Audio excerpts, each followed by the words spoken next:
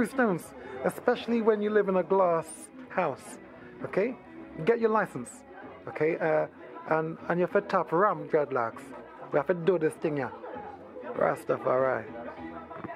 Yeah, it's time, dreadlocks. You have to fight. You have to stop run, dreadlocks. You can't run no more. Oh, sorry, that was my mother's tongue. It's time to actually enter the cauldron. It's time. And welcome back to the #1 podcast in the sport where, like, this Conor Benn saga it's almost a gift that keeps on giving if you do boxing content, because it doesn't seem that it's going anywhere anytime soon. And I think I said this in one of the earlier episodes I did on Conor Benn, that there was a bigger game that was happening here.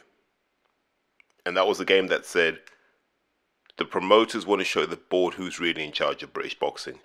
And if the board fold when faced with a crisis like this, then we don't have a British Boxing Board of Control. And what you'll see is if the board capitulate,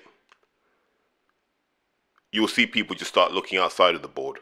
Yeah, so things like drug testing will become optional and all this sort of stuff. It's a potential mess for boxing, and it may mean that we do need an external, maybe a government-appointed regulator to oversee what happens in boxing. So let's just recap where we are today. Right? Between Matchroom and Wasserman, Eddie Hearn, Kalle Sauerland, whoever you want to sort of attach names to, there's an expectation that Eubank versus Benn will happen February 3rd at White Hart Lane. Okay? Is it still called White Hart Lane? I don't know. So that's the expectation. The expectation is that this fight is going to happen in Britain on pay-per-view. Don't know which platform, but on pay-per-view. Now, the problem with that is, if we go back to the story, there's still an appeal that needs to happen. So, while the fight can be signed, it can be agreed, it can be promoted, it can be hyped, it won't be sanctioned by the British Boxing Board of Control. That means you cannot have board officials there. And I think if my rules and understanding are correct, you can't have anybody affiliated with the board at this event, because it's effectively unsanctioned, right?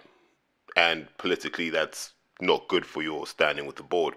So it'll be interesting to see what happens when we get there. But all the main runners and riders have been out in the media stating their case. And, you know, as a result of that, we're none the wiser. Let's not pretend otherwise. We are none the wiser. But for a change, give Robert Smith credit, because Robert Smith came out almost ahead of the story and stated the board's position. I think he was unequivocal in his view on where we are right now.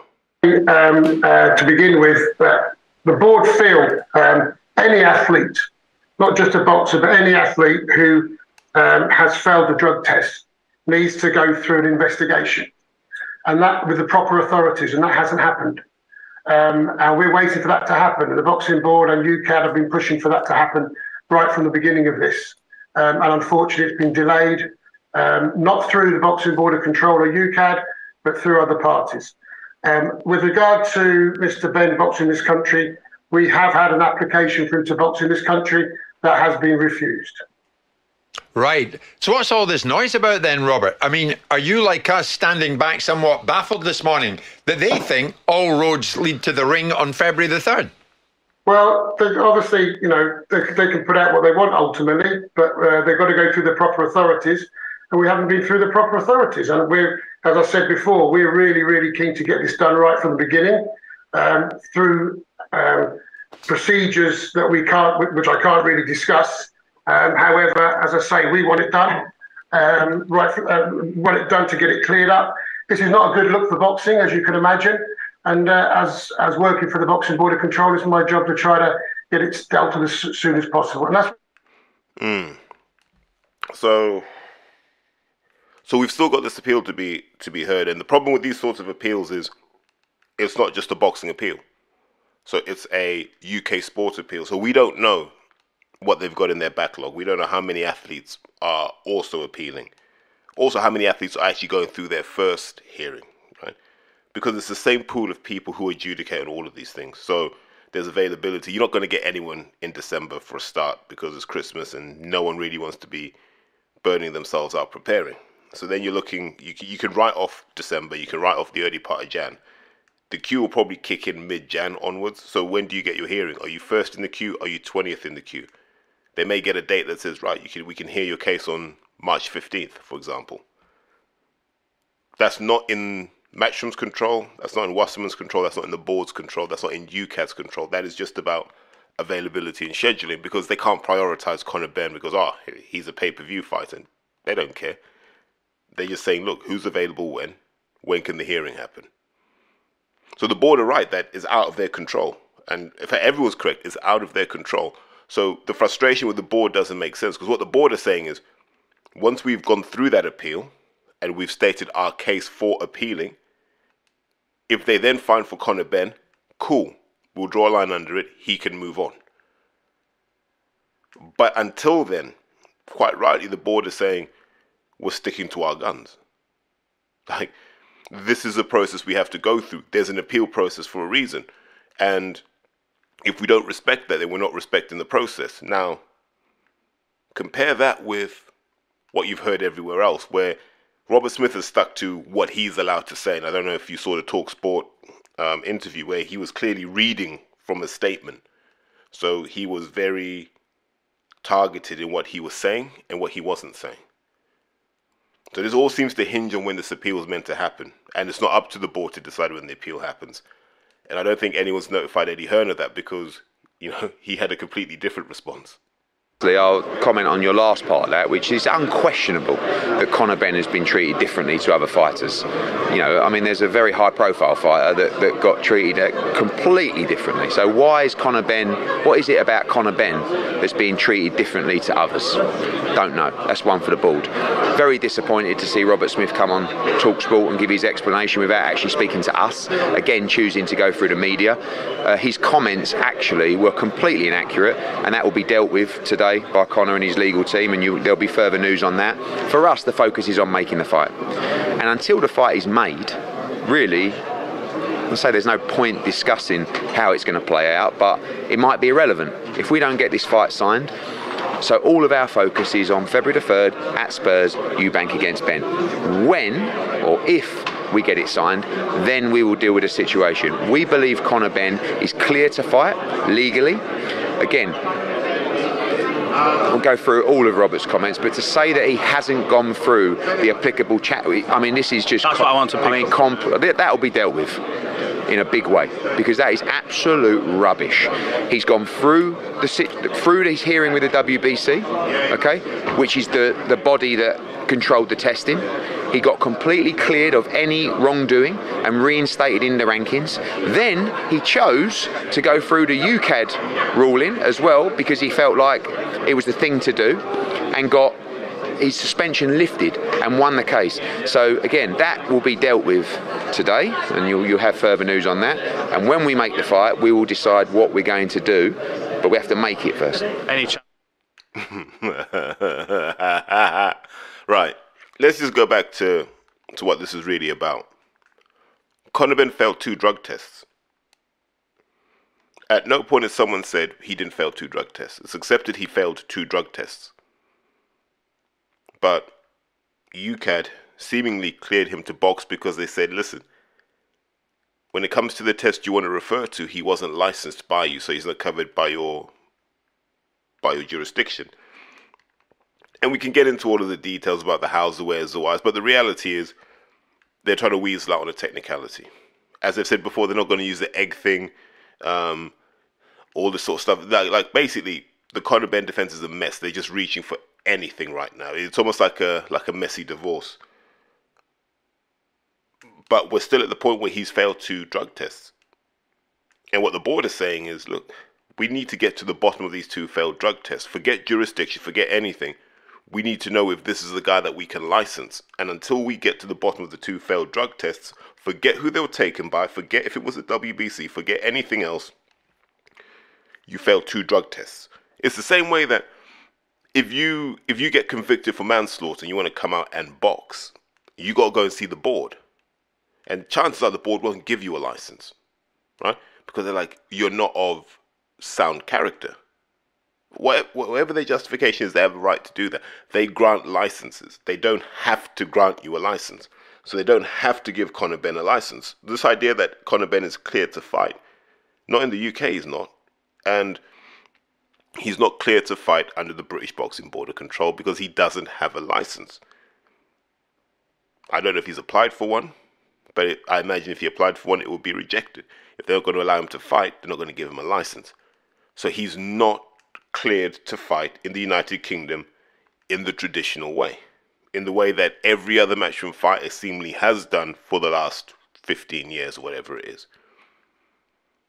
These are just facts. So when Hearn says he's cleared to fight, go and make the fight in America. But he knows it's a commercial dud in America. We're not staying up for Eubank versus Benn. Definitely not now after all of this nonsense. We don't care. You know, we're not going to change our day to go and watch this thing in Abu Dhabi. And I don't think the Saudis particularly want someone who failed the drugs test, you know, representing Riyadh season. So all that stuff that Hearn says is it's emotional bluster. And it's frustration from a man who's so used to getting his own way. This is the silver spoon side of Eddie Hearn. He's so used to getting his own way that when the board stand after him, he doesn't know what to do. So he talks about, we're going to make this fight regardless. Where are you going to get your officials from? Where are you going to get your undercard from? Because the board won't allow British Boxing Board license holders to do this. And maybe Hearn just does it where he goes, right, we're going to do unlicensed. Benn versus Eubank. Go on, you lot swing it out. But this feeds into something, and I want to touch on this later, about what power do boxing fans really have here? Because this is a chance for boxing fans to make a stand, and it doesn't feel like that's where the energy's going. It just feels like everybody's trying to find a way to make it happen. Everyone's trying to find a way to avoid the real foundation of this, which is a boxer failed 2 drug tests and everyone's acting like they didn't. So Hearn says, you know, people have been treated differently. Well, Amir Khan retired, so in terms of being treated differently, not sure that's applicable. Amir Khan hasn't tried to fight in the United Kingdom since he fought Kell Brook. If Tyson Fury was treated different, okay, I could entertain that. But from when he failed his drug test to when he fought again, post Klitschko, he had done 2.5, 3 years. So if there was a ban, that's when that would have been the applicable time. So everyone has done, and we still haven't answered the question of, you know, certain other fighters we haven't seen for a long time. There are a lot of things that are happening behind the scenes that don't get talked about. And they all seem to point back to Eddie Hearn. So this is a mess that between him and the Sauerlands they have to sort out. But you always wonder how the Sauerlands sort things out. I mean, I'm not dealing with this firsthand. It's my brother, but you know, I think the fans want the fight. The fighters need to both want the fight, and you know, take it from there. Hopefully, the appeal. You know, hopefully, it does seem to me, and I'm obviously Team Eubank, but it does seem to me that he's not. It's potentially not been heard properly yet. Would you be willing to go through the fight if it wasn't under the British Boxing Board of Control? Yeah, look, we've promoted in the past with other boards. Again, that would be my brother's choice. I would ideally, you know, like to have the British Board of Control involved. I think they do a great job, but you know, it's a fight that the fans want. Well, one thing that I think it could affect you is the board have always said that they're willing to look at placing sanctions on, you know, if this fight does go ahead in the UK under a different commission, whether it be the PBA or that. Is there a worry for yourself where if this fight does go through that, you know, worries with your licence and this and that with potential sanctions? For me, no. Again, like I said, I'm not involved in the fight firsthand. It's you know, Kes Kalla. He's dealing with it. I would not be directly involved. I would definitely go and watch it because it's a great fight. Don't know about it being a great fight. I think it's newsworthy just because of the backstory now. And paradoxically, when this fight was first mooted, we were like, well, how will these two ever overshadow what their parents did, what their fathers did. Well, I guess by failing 2 drugs tests, they've managed to do that, right? They've made this fight noteworthy in its own spirit, in its own energy. But you can see that there's a concerted effort among what you can call the Silver Spoon crew, children of millionaires, to behave like spoiled children and say we're going to get our way regardless because we control the sport. That kind of spirit of entitlement, which is embarrassing actually, and quite distressing to hear. But it comes back to the same point. Like, no one's talking about the fact that this kid failed 2 drugs tests. We're talking about administrative problems, right? But we're not talking about people failing 2 drugs tests and, oh, he was treated differently. Well, yeah, he's definitely been treated differently to Liam Cameron, hasn't he? Let him get the Liam Cameron treatment. If we want to be fair, it's fair. Let him get that Liam Cameron treatment. Let's see how his career goes from there. Because all this, he's been cleared to fight. If he's been cleared to fight, fight. If he's been cleared to fight, Hearn would have no problem making this fight. It would have been announced by now if he was cleared to fight. He is not cleared to fight. That's why the fight hasn't happened. It's as simple as that. The fight hasn't been made because, as Team Eubank have said, they want it in the UK. They want it under the board's auspices. That's one of the things I can say has been said behind the scenes. It has to come under the British Boxing Board of Control. There's no thought of no PBA, BIBA, nothing like that. That's not going to happen. Because if you use the PBA, then we're validating everything the YouTubers said. We're moving into their world as opposed to them moving into ours. That's also worth noting, if I'm being honest. But you see, when you come under this kind of 971 umbrella, when that is your iron dome of protection, they have to wheel out their foot soldiers. They have to wheel out the grunts. Is that what they call them in the army? The grunts? They have to wheel out the grunts to come in and shape public opinion.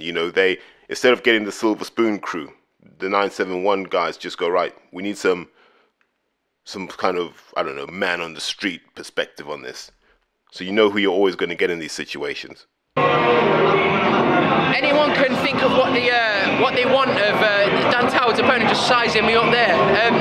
He's got this better shape than you, Andy. So no, look, whatever you think of Conor Benn, have your opinion for sure, right? But undoubtedly, he is getting worse treatment than anybody else in the history of failed tests. That's just my opinion of it. So, look, they're going through an appeal process. People have this thing that he should wait until the appeal comes out. How long is that going to take? Right now, he's cleared to box. So, I don't know, make of that what you will. I spoke to Spence Oliver and Johnny Nelson in the week, and they've always voiced their opinions. And I spoke about the proposition of the fight not going ahead with the board, and them looking at something like the PBA. They called for sanctions to be placed with everyone involved.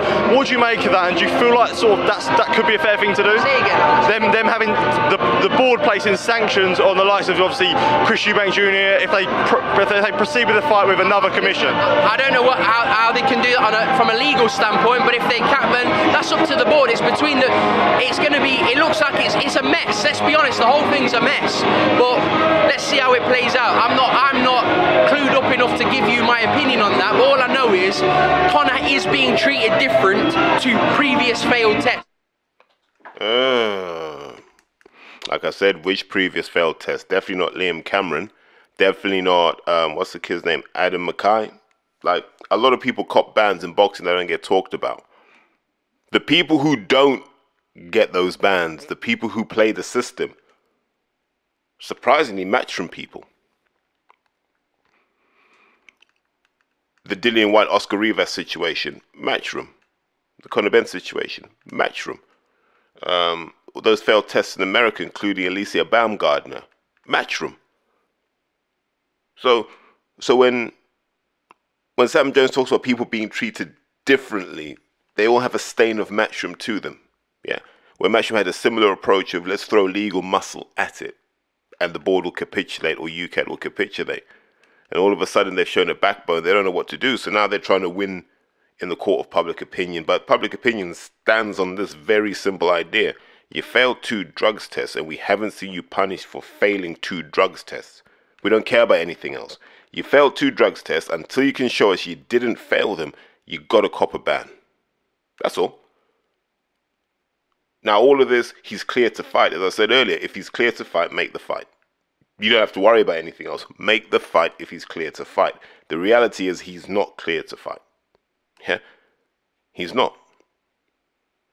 So, if Hearn wants to test it out, he can do.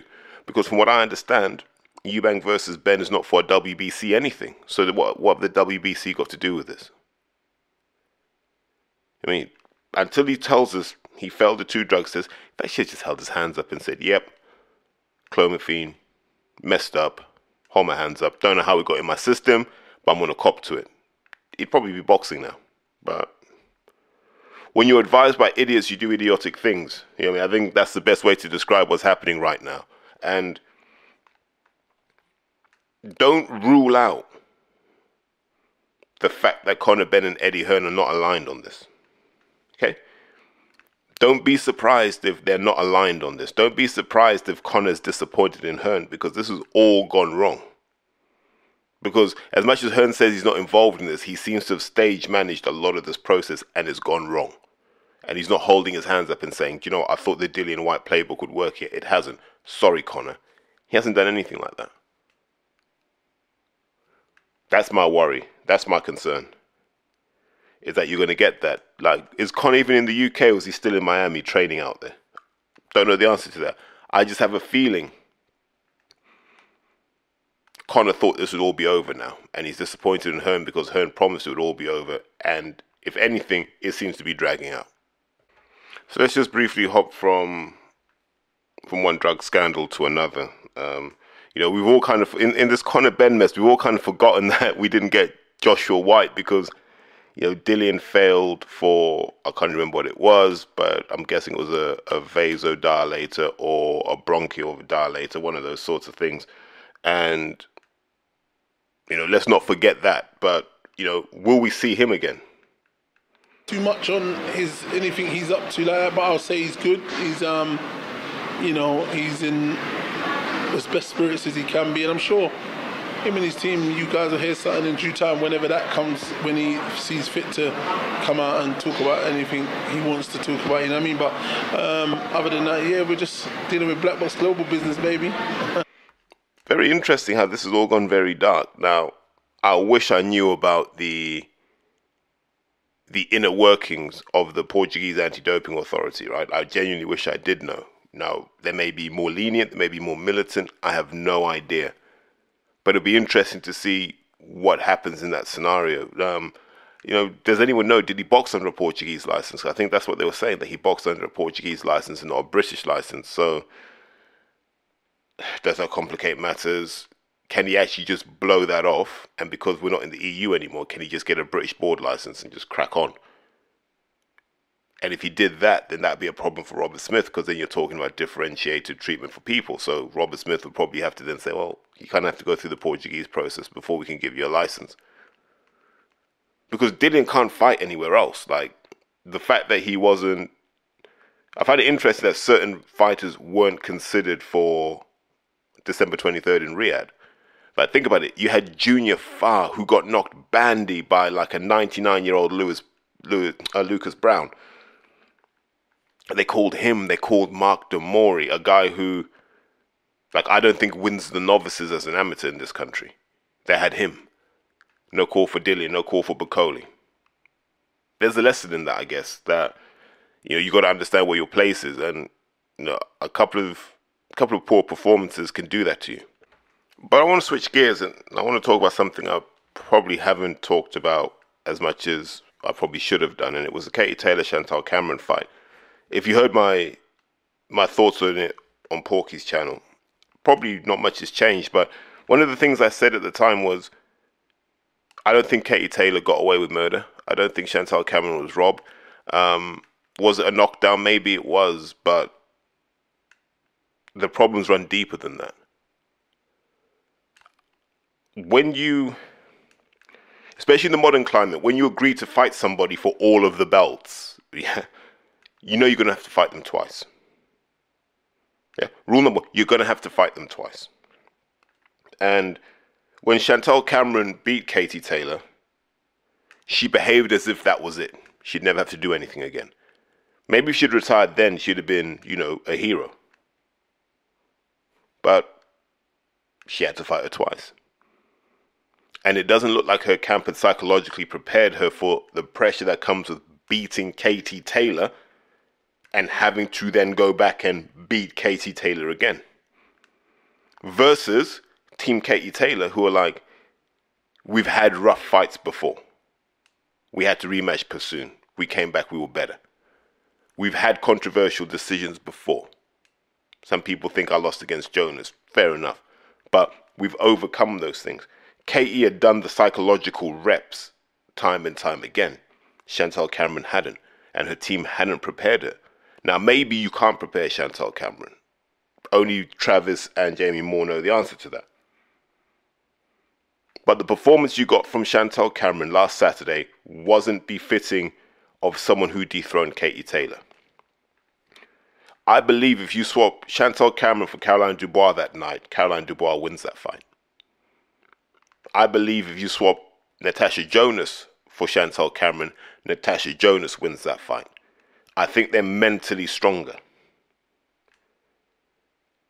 It comes back to that point in the first fight when they said Ellie Scotney couldn't fight because of Shane McGuigan. That's when you knew this wasn't someone who is the most robust psychologically. And I guess that's what Katie Taylor gambled on. If I can just put enough pressure on her, she'll fold. Because the truth is, Katie Taylor's Katie Taylor. Throw 4 punches marching forward, be a bit reckless with the head. When you step back, you might throw some hooks and uppercuts. It all looks good for the crowd. The crowd are going to be screaming and shouting because that's what Irish people do. And for the record, one of the things that's happened definitely in the last few years is my respect for Irish people has gone down progressively. Not everybody, because there was a good Irish people, there are good people everywhere. But I remember when I first came to this country, like a lot of my friends were from the Republic of Ireland. Their families were from the Republic of Ireland. And so I had this really good impression of Irish people. You know what? Friendly, fair, respectful. They've been through a lot, so they have empathy. And I look at some of the messages I got after what I said about Katie Taylor. And I was like, I wouldn't be surprised if a lot of these people are racist and they're barely holding it back. And that was sad for me. Because I'd always had a lot of time for Ireland. I was like, you know what? Yeah. Because I grew up, like my parents would always tell me the Irish struggle. Because when my parents were fighting in that Zimbabwean War of Independence, that was at the same time as the Troubles. So there was a lot of kind of mutual respect. So a lot of Africans have good relationships with Irish folk. So it was quite a surprise to see how vitriolic they could be, but it's their right to do that. I'm not here to tell you how to behave, but now we've got to park you in the same category we park those people from like Bury, Blackburn, Preston, all the, you know, those places where they feel no way to make monkey noises. We've got to put a lot of you guys in that category. Because if I'm just talking about someone as a boxer, or if I'm just talking about boxing itself and things get personal, it's a bit worrying.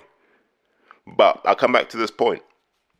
Katie Taylor's done amazing things for the sport. I'd like to see her fight Natasha Jonas right out into the sunset. Both of those guys would have served their purpose and paved the way.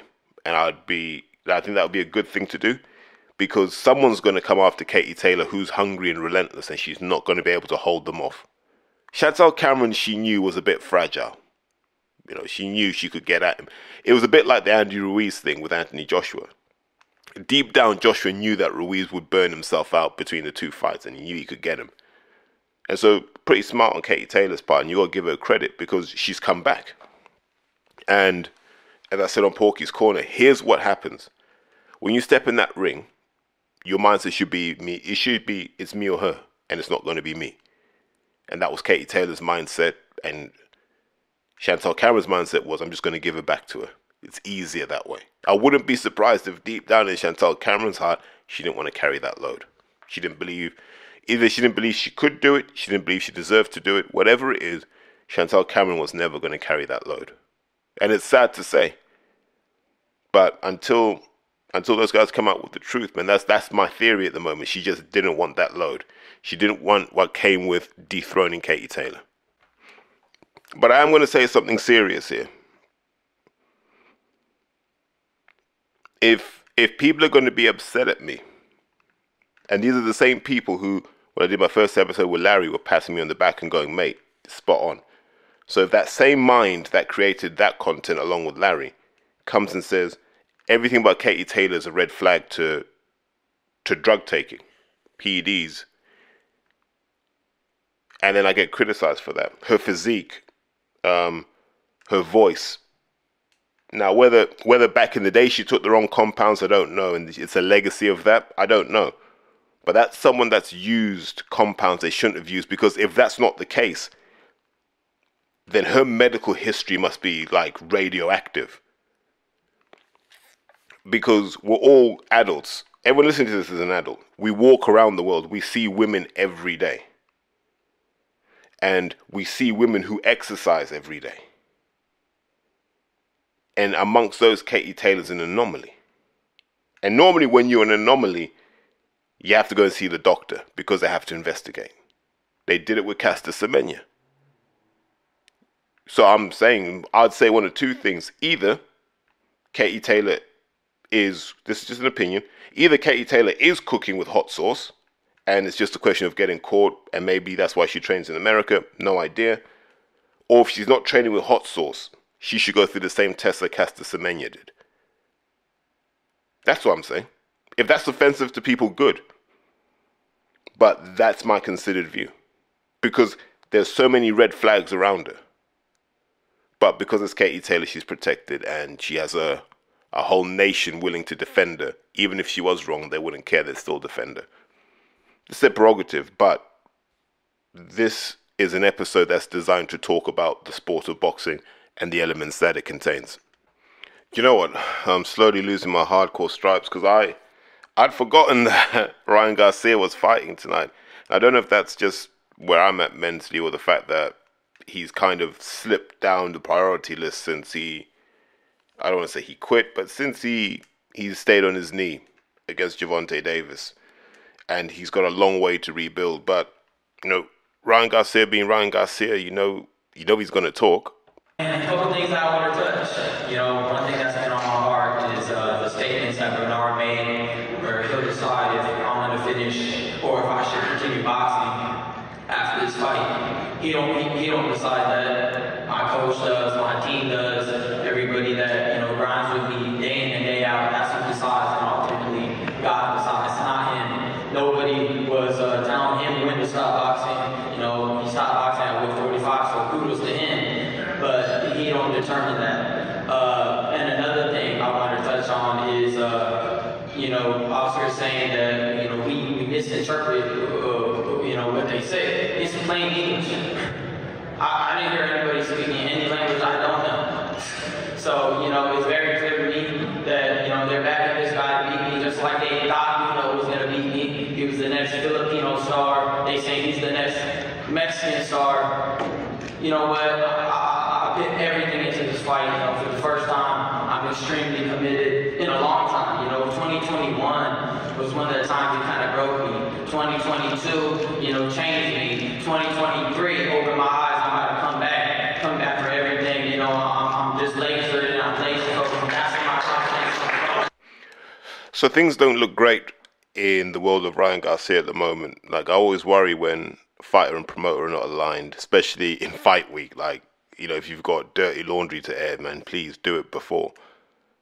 So I think if we go back to where this all started with the Gervonta Davis fight, where Ryan didn't feel his team were backing him the same way PBC were backing Tank. I think people forget that they banned Bernard Hopkins from a lot of the fight week events because I think they said he had testosterone cream in his hands and was trying to put it on Gervonta Davis in the hope that he'd fail a drug test. Fight week paranoia, I guess. And so weren't able to do it. I think after the fight, Oscar said that his security told him he couldn't go out to the press conference. It seemed that there were a load of excuses, so I understand where Ryan's coming from when you lose like that. and you need your promoter and your team to protect you, and no one protected him. So in this fight week, he's fired a few shots back. I think Oscar handled it a bit better than Bernard. Bernard came up with that infamous quote. What did he say? I've been in boxing 28 years in that ring. And what did he say? At some point, boxing will call your bluff. Which is like a veiled dig at Ryan Garcia saying, mate, you showed that you're a quitter. And that puts pressure on Ryan to say, I've got to prove that I'm not a quitter. And look, maybe it's a millennial thing, but no one wants to go through trials and tribulations anymore. I think Ryan's a young man and he should go through these tribulations because you can't have everything your own way. Like I have seen year after year, kids come into the gym so full of energy. First bit of adversity they face, they don't come back. But it's almost like they expect to be the best kid in the gym on day one. It's like, well, no. You're going to get your head punched in for a while until you're good enough to then punch people in the head. Boxing is simply a sport of accumulated reps. But we're going to find out this weekend if Ryan Garcia still got it in him or not. I think he's fighting as a Duarte. Not an easy fight, not a hard fight, but a good fight to re-establish who you are. It's just a shame that we don't get a Hara Davis on the bill, but such is life. What else has been happening in boxing? Boxing King Media did an interview with Peter Fury. So Huey's coming back in Feb. Be interesting to see how quickly they move Huey on. I think this is that kind of point where you give Huey a couple of warm-up fights and then you've just got to have him in the wars with everyone. He's at that age now where these are your prime years, so he's just got to get it moving. Be interesting to see if he comes back any different than he was before. As he learned anything new, anything different. But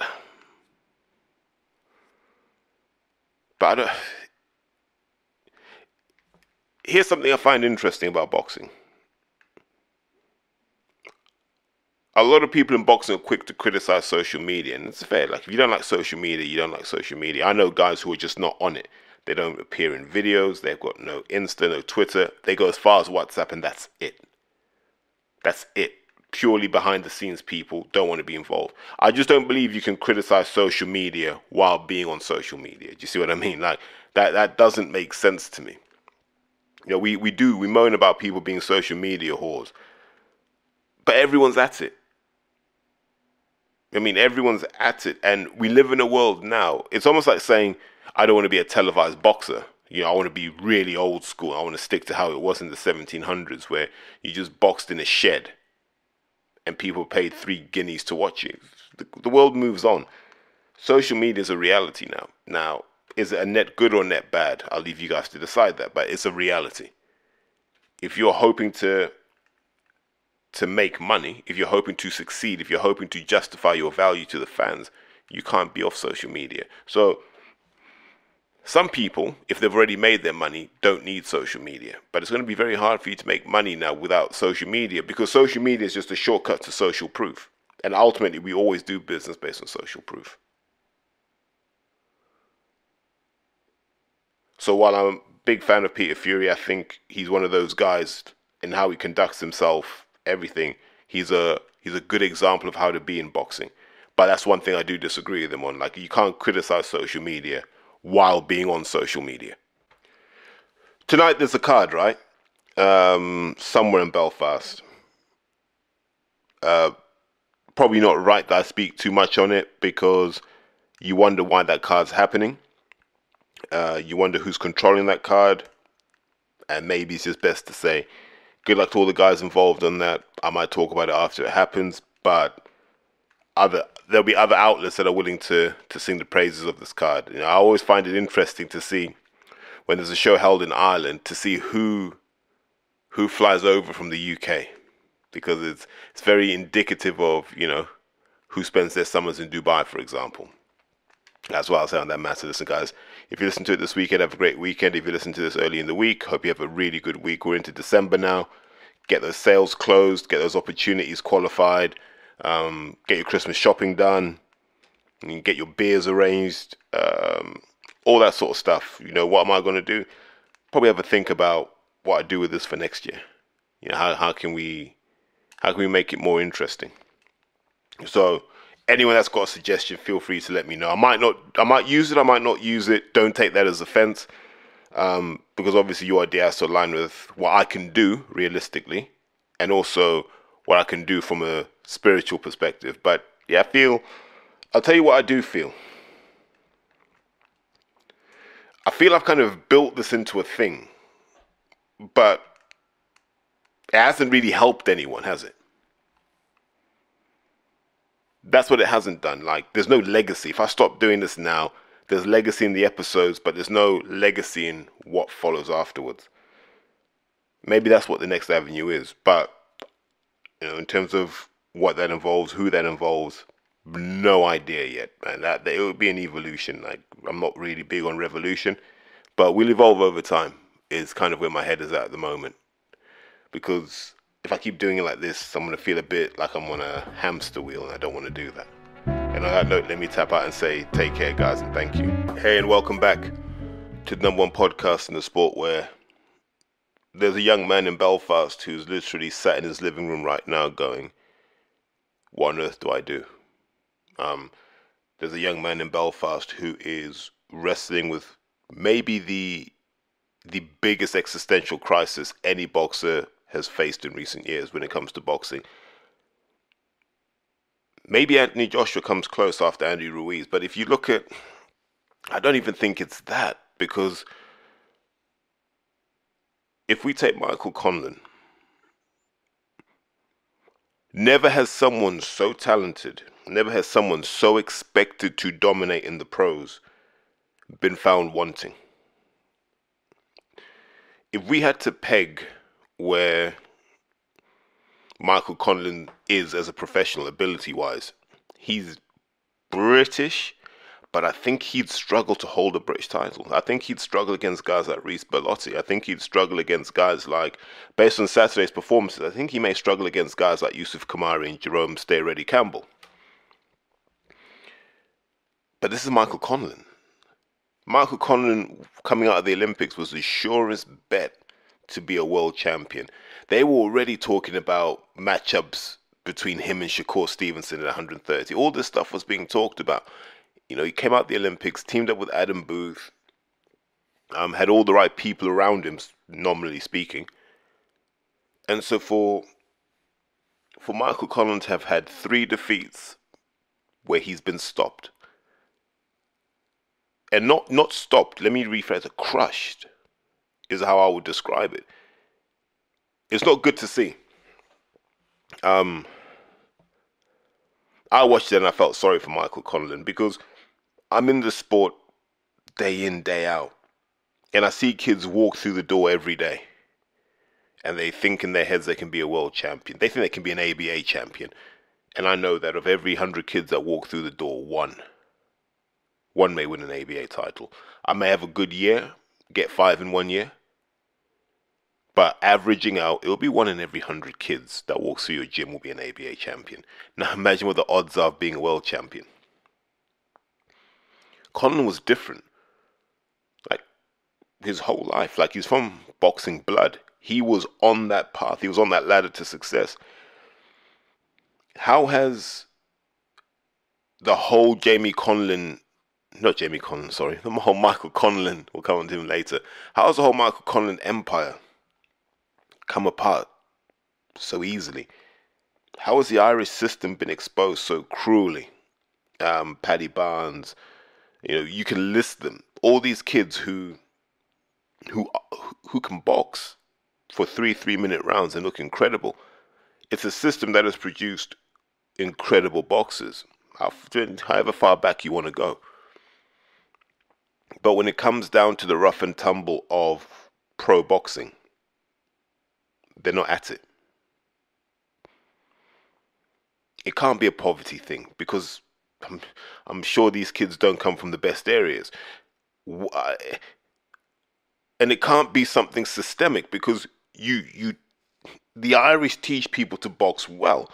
I've talked about some of the Irish boxers I admire. I'm a fan of Kelly Harrington, as people know. I'm a fan of Amy Broadhurst, as people know. I'm a fan of Michaela Walsh, as people know. I can bore you with all the names, even going back to the people like Dervla Duffy, I'm a fan of. Aoife O'Rourke, I'm a fan of. Fan of Thomas Carty. I was a fan of Joe Ward back in the day. There are loads of Irish boxers I've watched and gone, God, they're good. But it doesn't translate into the pros. When it comes down to heavy shots getting thrown in 8 or 10 ounce gloves, there's just a lack of toughness, a lack of ability to resist that. There's also the worrying issue of a lack of power. There are no devastating punches coming out of Ireland. So I don't know what it is structurally. And I know people say I'm criticizing Ireland. I'm not. I'm looking at a system that does so well at one level. And then I was asking, why does the funnel go so wrong as you move up? No idea. And people can say, oh, we're a small nation. But that can't be it. With the right system, small nations can punch well above their weight. If you look at what Fiji do in terms of rugby, Fiji is a far smaller nation than Ireland, and they punch incredibly hard for their weight. So I don't know what it is, man. I think it's a discussion that's ongoing, and I'll be interested to know what people think. But if you watched Saturday night, you had Mick Conlan versus Jordan Gill. And on paper, if you look at those two careers, they shouldn't be fighting each other. Conlan should have been fighting Lee Wood. Like, on two completely different trajectories. Jordan Gill was a Mick Conlan sparring partner. That's all you need to know. And if we look at Jordan Gill, I'm sure Jordan's a nice kid, lovely kid, 11 years of pro. He grinds his way up. Like, what's he got, 2 defeats in 30 fights or something? And he's ground his way up, but he's never fought anyone of any note. Like, people say he fought Kiko Martinez, but Kiko Martinez is a granddad. He retired not long after that fight, if I remember. So, it's not like Jordan Gill has all of these illustrious names like your Kid Galahad's and your Josh Warrington's on his resume. He doesn't. Like, he's a guy who's had a few lucky touches to get the belts he has. But he's plugged away and he's stuck at it. And, his post-fight interview tells you the stuff he's been through. But I say all of that to say a very simple point. Jordan Gill was never meant to be on the same level as Michael Conlan. It was never scripted. I don't think Bob Arum signed Mick Conlan and said, I can't wait for Mick Conlan to fight Jordan Gill. And I say that just to illustrate this point. What are you thinking when you're Mick Conlan sat on your sofa today? What are you thinking? Like, where did it go wrong? Because I watched him. And I said, I don't think this guy is obsessed with being the best in the world. I think he's obsessed with being the best version of Mick Conlan in the world. And there's a big difference. And that difference is, what price are you really willing to pay? How uncomfortable are you really willing to be? I don't think that's a question you should be asking ahead of a Jordan Gill fight. That's a question you should have been asking before the Lee Wood fight. There are many things you can lay at the door of Mayweather in terms of holding boxing back. But one of them was this idea that you just need a good defense. So you need to just be slick and have good timing and you'll be okay. Because it hid the fact that Floyd Mayweather is an incredibly tough man. It hid the fact that Floyd Mayweather could hit hard enough to back people up. And what it's done is it's almost given license to people who are feather-fisted and quite delicate on the whiskers to believe that they can do what Floyd Mayweather did. And you can't, because Floyd was seasoned, honed, and proven against very, very tough fighters. That was his whole career. Maybe if Mick had been in with some tough opponent, maybe if Mick had spent 6 months sparring in Mexico, he would have realized maybe this boxing thing isn't for me as a professional. But Jordan Gill went in, and we can talk about game plans and genius, but Jordan Gill went in and said, this is the guy that I've sparred numerous times in big gloves. I wonder what he can take when the gloves are smaller. And I wonder what he can take when I don't have to cut weight savagely. And what you saw was, you saw a guy just getting bullied. Mick Conlan was almost he was on the outside looking for a way in, knocking on every window, every door, and Jordan Gill just wasn't letting him. And there were brief bursts, I think there was one in the third, maybe one in the fifth, where you saw Mick Conlan show his fighting spirit, and you can't question his fighting spirit. And he came back to impose himself. But that seemed to take so much out of him that he, almost in that ring, he was almost like, I can't do this. And it dawned on him that he might have to do that for another 3, 4, 5 years. And it was like, I ain't got this in me. And he's looking and going, Navarrete's better than him. Oscar Valdez is better than him. God, Burchell's better than him. And what happens when Mauricio Lara moves up and Lopez moves? What happens when these guys move up to the same weight? I'll go do this against them. And I think at that point, Mick was like, I ain't got it no more. And when the ref stopped it, if you notice, he kind of had that look about him like, I don't have it anymore. And it was sad to see because between Adam Booth and Pedro Diaz, you have name brand coaches who should have seen something in you and brought it out of you. So it's either they didn't see it or you didn't want to receive it. I don't know what it is, but Mick Conlan sat on his sofa right now. Kids running around, wife at home probably, watching Eamon Holmes and going, what do I do? I'll never tell a man to retire. I'm not going to tell you stop boxing. If you love boxing, do it. But be realistic about what you can do in the sport. And hopefully he's having that conversation with those who care about him. But it's a real shame that Mick Conlan didn't hit the heights that people expected of him because there was so much potential for him to be spectacular. But I come back to this. If you're not a tough man or a tough woman, professional boxing is not for you. When I say tough, there's the mental side of it, but there's the physical side. There's, having the thicker bones and the thicker tendons and,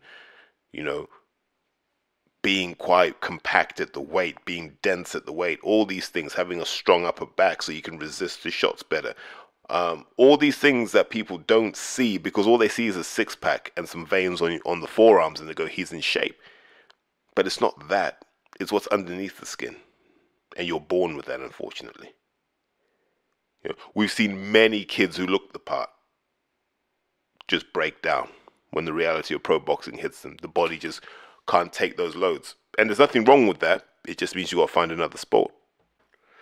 So in terms of the rest of the card, and I know I'm about to swim in a pool of sharks, right? Because I know the Irish are going to jump down my neck and they're on my biscuit right now.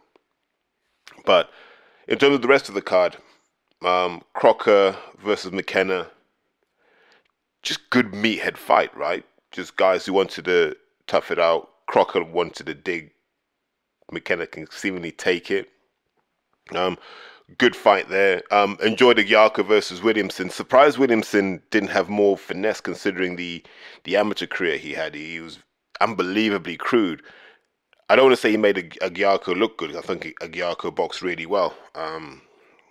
How the hell you get Kevin out of all those letters, man? That looks like the beginning of a countdown puzzle. Do you know what I mean? You watch Countdown. It's like, can I just get 3 vowels and 7 consonants and just put it all together? You're like, Kevin. You're like, what? But fair play to the guy. I think if you're Irish and you're looking at who's really going to cross over, it feels like he could have it. I think if there's a push behind Thomas Carty, he might do some damage in probably about 2 or 3 years from now when the belts scatter and there's just more opportunity. Someone like a Thomas Carty as well is how I look at it from an Irish boxing perspective. But I thought Aguiarco did what he had to. Once he had Williamson kind of, lunging, he was able to pick him off, work him. Really enjoyed what Aguiarco did in the 10th round, though. That final round, like that, made a statement, told the crowd, look, there's no Frampton. There's probably going to be no Conlan after this. I'm your guy. And he sees that moment, split decision. Don't know if it was that close for it to be a split decision, but happy for Kevin Aguiarco.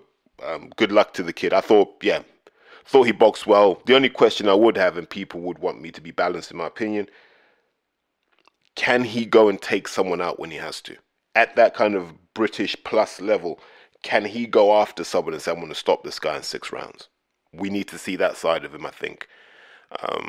Counterpunching's cool, and it will get you a long way, but there'll come a point when you have to go after someone. You have to really impose yourself. Troy Williamson looked like a giant in there compared to Aguiarco. Looked huge. Don't know if he did the weight right because he seemed flat. Just couldn't get his bearings, couldn't get his distance. It wasn't the same Williamson that fought Ted Cheeseman, but I don't know if there's a version of Williamson that would have beaten Aguiarco that night. I thought he boxed really well. I thought the split decision was wrong, but that's just my view. So I thought that was good. McComb versus Maxwell. Sam Maxwell.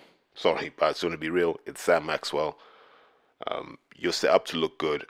I don't know if that tells us anything, because I don't think Maxwell's hungry. So I don't think that's the threat coming in. So we'll see what happens with that. But I think it's interesting that the stoppages came from the British kids. So I think Cameron Vong and Levi, I never know what his name is, Buttigieg. Sorry, Ed. So they got the stoppages, but they're meant to, because they're in the building phase. Hard to judge those guys because they are literally still kids. So we've got to see them harden up physically to work out, is there going to be enough power? But they're both going to need power, I think. They're both going to need power. Or they run that Dennis McCann risk of being really, really good and it just being hard work to take people out.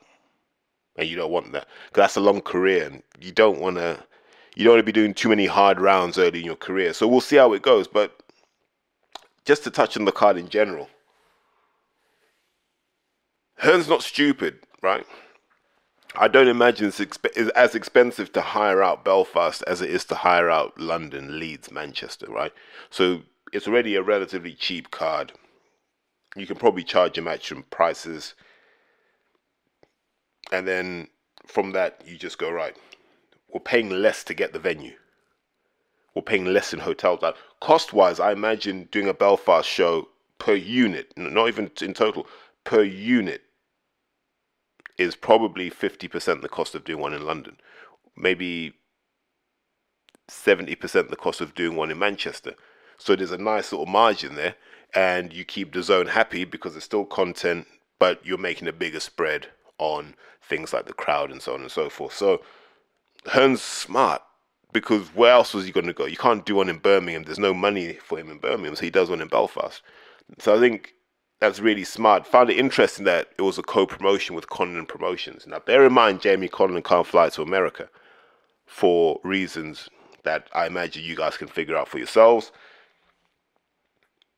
But that makes me wonder if you have a promoter of record who is unable to travel to the United States, have the board not said, why can't you go to the United States? Have the board not gone, maybe we don't want to be walking down this road? And no one has said to Eddie, how are you working with someone who can't travel to America, whereas you can? I'm just saying these are questions. I'm not going to draw conclusions. But my point is, a lot of the public will believe that was just a Matchroom show. That was a co-promotional show with Jamie Conlon. And people need to be aware of that. Which is the standard Matchroom model. I don't think a lot of these shows you see abroad are just sole Matchroom shows. A lot of them are co-promotions because it means Hearn doesn't have to carry a big overhead. And Jamie can just bring people onto the shows who he knows sells tickets, and they can work it that way. So fair play to them. Hearn just comes in, fight week, does his Hearn thing, sprinkles the Hearn dust on a venue and hopes for the best.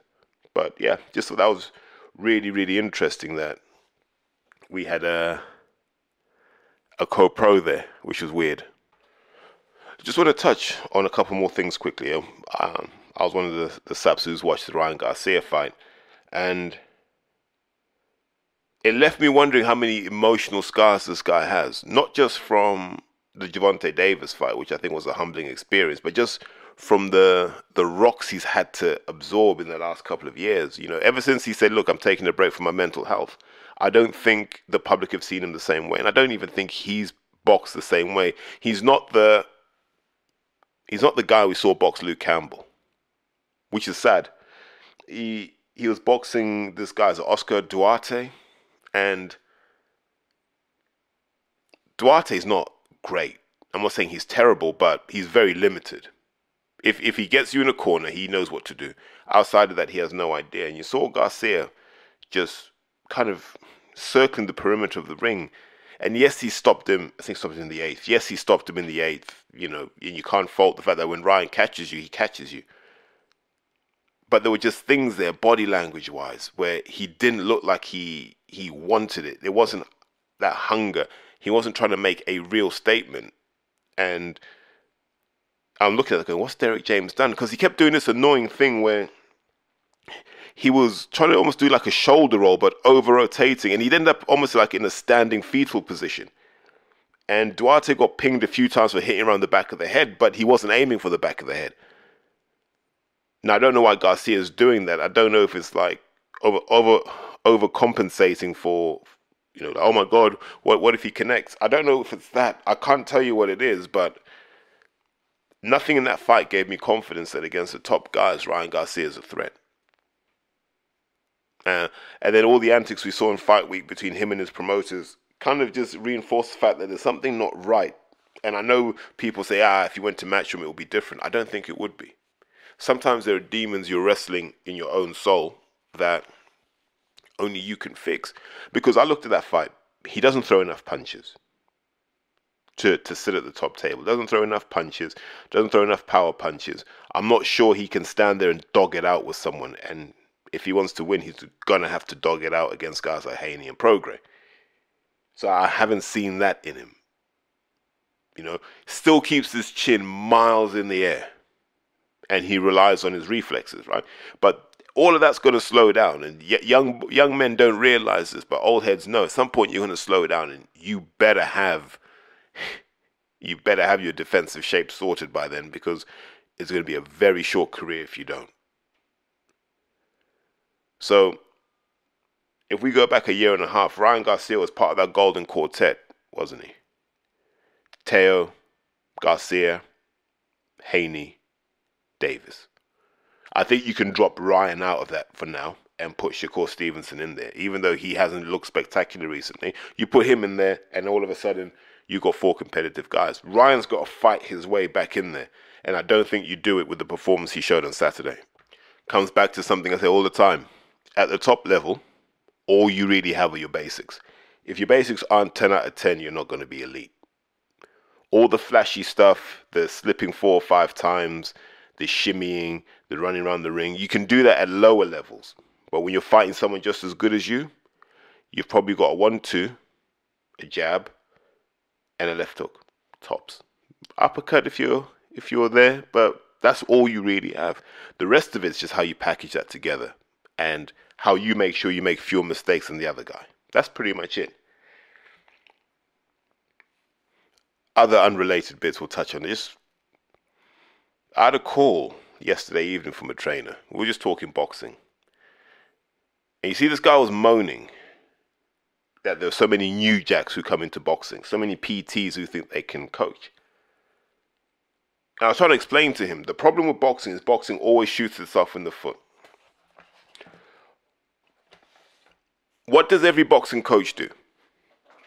Every boxing coach on Instagram has at least one video in their feed of them doing some stupid pad drill, and they'll write some pithy comment about this is real boxing, this is what you know. Everyone has that sort of nonsense. Yeah, it's kind of the disease that has spread through boxing coaching.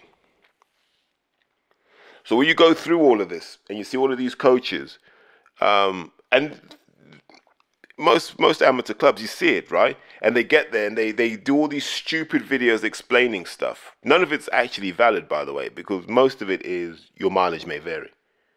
I think boxing is a really, really hard thing to educate people on via YouTube. I think you have to kind of be there, because then it makes more sense, because a lot of that stuff is, I call it, it's hidden. If you're a rugby fan, you'll understand what I mean. Like scrummaging, you can explain scrummaging to people, but if you've never been in the front row, you don't know what it means when the pressure comes on. You don't know what it means when you say, I saw that hooker pop out the scrum. Like, you can talk about that stuff, but to understand it, understanding is 90% of the value of it. So a lot of these guys do this. Now, what happens is, if I'm a PT at Anytime Fitness or Fitness First or Doug's Health and Wellness, doesn't matter. I'm seeing these videos going, oh, that's what they do. Oh, I can do that. Then I go and get my paperwork. I'm a level 1 coach. Now I'm a level 2 coach. I'm like, okay, I'm a level 2 coach, level 3 qualified in strength and conditioning, and level 7 in weightlifting. And I do all this stuff, right? And I start training people. boxing coaches see someone doing the exact same drills that they had on their profile, and they moan and they go, yeah, that's not really how you do it. It's like, no, that's how you do it. The problem is, a lot of our boxing coaches are hollow. Their validity comes from the stupid pad routines they do. Yeah. Take the pads away, take the punch shield away, and you will find out in 40 minutes if someone can train or not. Yeah. And all you boxers listening to this, don't get seduced by what you see and what you hear in public.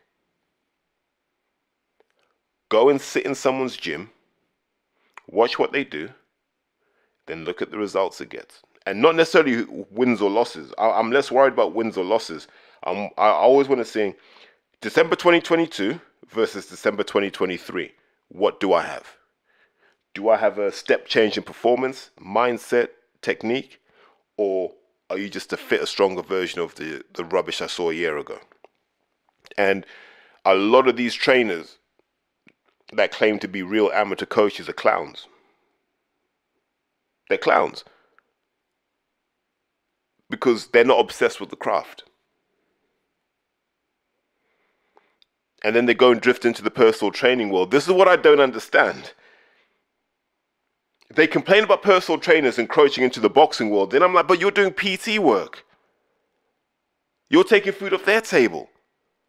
Oh, well, yeah, but I'm proper. Not PTing, you know? That's a whole different business model. And that's really the moan. Like I told you, you get some of these tracksuit wallies, you know, these cab drivers, and they moan about everything. It's not like it was in 1907 when, you know, only 15 people knew what was going on and we'd all sit in the same cafe and have breakfast together and just take over the boxing world. And you're like, shut up. Just shut up. If you're a good boxing coach, your guys will win everything. If you're a bad boxing coach, you're going to get shown up by a guy that works in Anytime Fitness. That's just how the ball bounces. I get tired of hearing people in boxing complaining about outsiders. Yeah, YouTubers. We made boxing too easy. We made boxing too accessible because everyone was chasing that pound note. When it started off, everyone was saying, I'd never work with one of these YouTubers. Then they saw the money involved and they started whoring themselves out. I said from the beginning, I like what this YouTube movement is. I like what it represented because I said it's going to expose the nonsense in boxing. And it did. Those kids like KSI, Jake and Logan Paul, exposed what happens in boxing. They showed that actually you can pay fighters fairly and still be profitable. Well, we were always told, mate, it's hard to make a bob, mate, hard to make a few shillings. No, it's not. So that's what 2024, let's have coaches just shut the hell up. Yeah, just shut up. If you got good fighters, they'll go through. Yeah. If I give a good coach 10 fighters and I give the guy from Anytime Fitness 10 fighters, it shouldn't even be close. The fact that it is close is why these guys are complaining. Yeah. Because these guys are just showing. And I showed this 10 years ago, man. Boxing coaching ain't that hard. It ain't that hard. Yeah. Now, what guys like Joe Gallagher do as professionals, that's hard.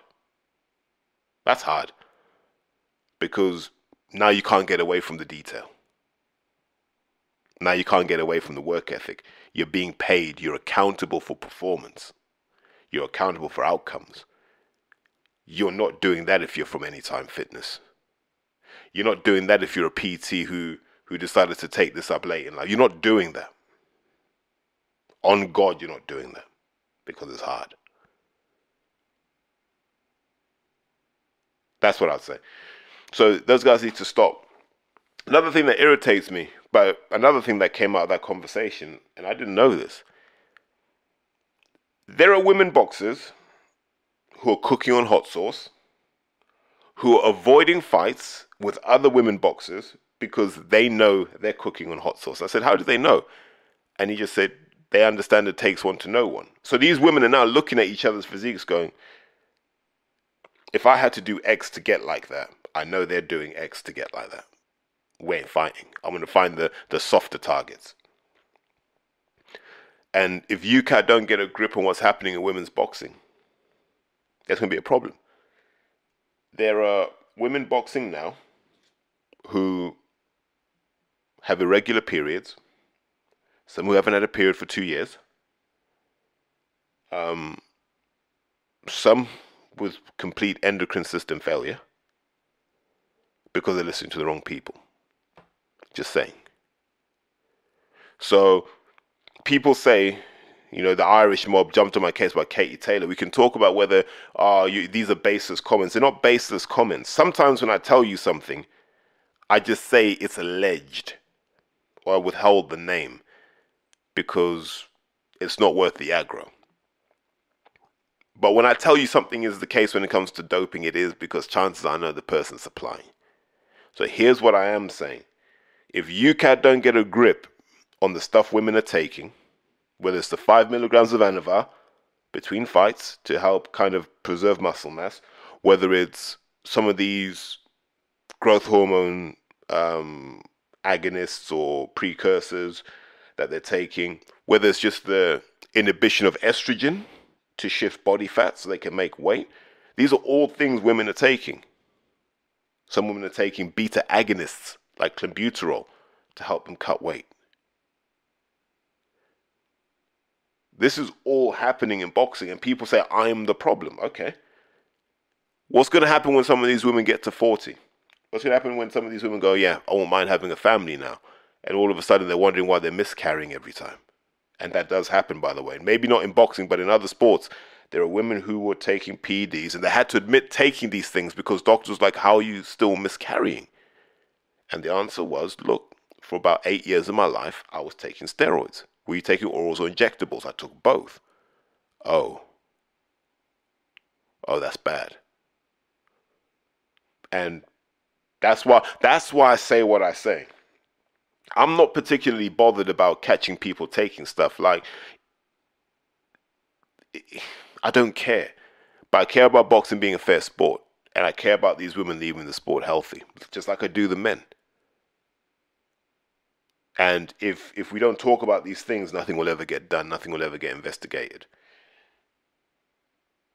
But let's just wrap up by saying congratulations to Steve Goodwin on a good small hall show on Saturday night, by all accounts. Now, I couldn't make it because I was tied up. But I'll always speak from a position of bias. When you've got Linus Udofia, Yusuf Kamari, and Jerome Campbell on a small hall card, that's a pretty solid card. I remember saying, I thought at one point Carl Greaves was putting out some of the strongest cards in the small hall scene, and I stand by that. This one runs it close, but that's at a comparable level. I'm happy for Jerome Campbell. I see him sporadically, every so often. I don't think we live that far from each other, though he might have moved. But he's a lovely guy. Really, really good guy. I've known him since he boxed for Northolt in the novices. That's nearly 10 years ago now. And I've seen him go from that to Finchley to Islington to turning pro. And he's always been a class act. One of those people I wish boxing had got behind, because you wouldn't mind. You know the sort of people you can become a fan of. And he's one of them. I feel the same way about Yusuf Kamari. Good performance by Yusuf. I'm always going to nag Yusuf because when you're an inside fighter, I don't think you can just throw 2 punches. I think it's got to be 3. And he still falls into that trap of just throwing 2. And I think the evolution of Yusuf Kamari will be the ability to throw 3 and 4 punch combinations once you get yourself inside. Otherwise, what's the point of being inside? Once you're in, maximize your opportunity and then work your way back in afterwards. But I'm happy for him. I'm happy for Linus. Be interesting to see what Linus does next. I'm sure they're going to be angling for that British. And I don't believe Nathan Heaney's miles ahead of Linus. But you still will get to that position. So congratulations to Steve, because I'm sure there were times when Steve was done with boxing. I remember on Ring Talk, he was talking about the costs were going up. The rules around the COVID bouts, it was making it uneconomic, and you knew he was deflated. But you look at his stable now, and it's almost like Back to the Future. He's got all the guys he had before, but they're older, wiser, more mature, and more receptive to the things he's saying, so they're better to work with. I'm sure he's just a happier man overall. So congratulations to him. I think, small hall scene, nice feeder for platforms like Sky and BT. I actually wish those guys would stay away from places like York Hall and allow small hall promoters to build there. And then the promoters' challenge should be, how do we fill the copper box? How do we fill the copper box in the Wembley Arena and then gravitate that towards the O2 and stadium fights? All right, let me tap out, because I only wanted this to be like a part 2 of episode 198, because I felt, when you record something before a major card, you kind of feel like, I don't want to do a whole episode, but I've ended up doing what's pretty much a whole episode, but this is like a part 2. And also, I don't want to get to the 200 yet, so I'm playing with semantics as well. But listen, have a great week, people. We're getting into that kind of silly season, fun season, so enjoy your December. I know it's freezing out there, but enjoy your December. Call and message your mates. Start making plans. Call your relatives. Call your friends. Just do stuff that you've been putting off. Yeah? Just message people, say, hey, or here. There'll be someone on your phone that you've fallen out with, and you probably can't even remember how, where, why. Just message them. Just message him. Message him. Just diffuse all the tension. That's what I'd say. That might be my last note on this episode. If there are people you got problems with on your phone, just message him. Rebuild. Life's too short. And on that note, take care, guys. Porky's Corner is proud to be sponsored by Spartan Site Solutions. They are specialists in civil engineering and demolition contracts for the construction industry. Interested parties should visit their website or contact Porky's Corner for a referral at porkycorner@mail.com.